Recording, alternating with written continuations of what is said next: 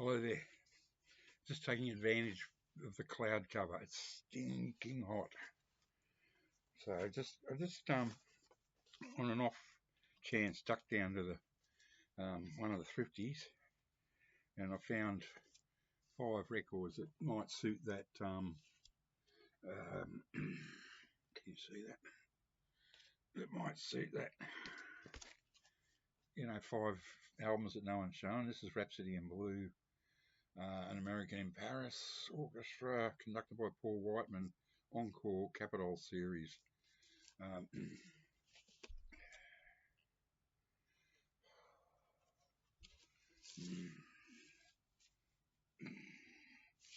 on Capitol. It looks, oh my God, it just looks immaculate. Side 2, An American in Paris. Look at it. This is early 60s, I would say. Rhapsody in Blue, the other side. Immaculate. Absolutely immaculate. I think it was the school.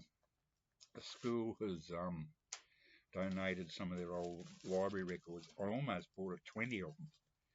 Things like Indonesian Exam 1978, which I thought would have been amusing. I might still go and get them yet. Um, you know, they had their own label for the school. Probably one of those posh schools, Okay, I just took a punt on that. I'll leave the two best to last. Feel the weight on this sucker. This is a Russian Westminster Gold Melodia Celebria, recorded in the USSR. Swan Lake, the Leningrad Philharmonic Orchestra. It's a double LP set. Swan Lake.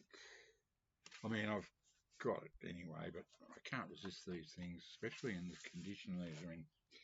Um, immaculate, absolutely immaculate. I would say it's been played once, if that. There's no spindle marks. MCA Records, 1973.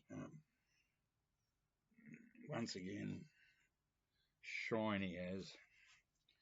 Don't worry if you think this looks bad. If the sun hits us again in a minute, you won't be able to see a bloody thing at all. Oh, blimey, it's sickening. Okay, 1, 2. There was quite a lot there. I had to stop myself. I had 20, and I just went, no, don't. Just get a few and go back later. As the blood gets up. Okay, this is probably a silly purchase because I've already got Peer Gynt, Grieg, but it's got the 4 Norwegian dancers, the Vienna Festival Orchestra with Gianfranco Rivoli conductor, stereo. It's got a little tag, but that's easily fixed, no problem there. Yeah, it's on the Concert Hall label, which I really love. This is a red variation. I've got green ones, I've got black ones. Published 1964. Beautiful condition. I think these were the school libraries records. They're just, for their age, some of the covers are slightly knocked about, but the records themselves are immaculate. And Delibes, Robert Irving, conducting the Royal Opera House Orchestra, Covent Garden. His Master's Voice Encore Series. She Blows, same deal. Beautiful condition. Nice cover. And now this is it. This is the real deal. These I can safely say no one has shown before. All right.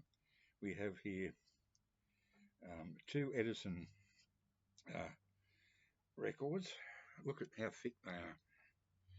It's like the double thickness of a 78, and it weighs a ton. Edison Recreation, Poet and Peasant Overture, Part 1. I have no idea who wrote that, but the funny thing is, I've got sheet music in there for The Poet and the Peasant. I've had it for years, decades, and so there you go. these can't be played on anything except an Edison player. So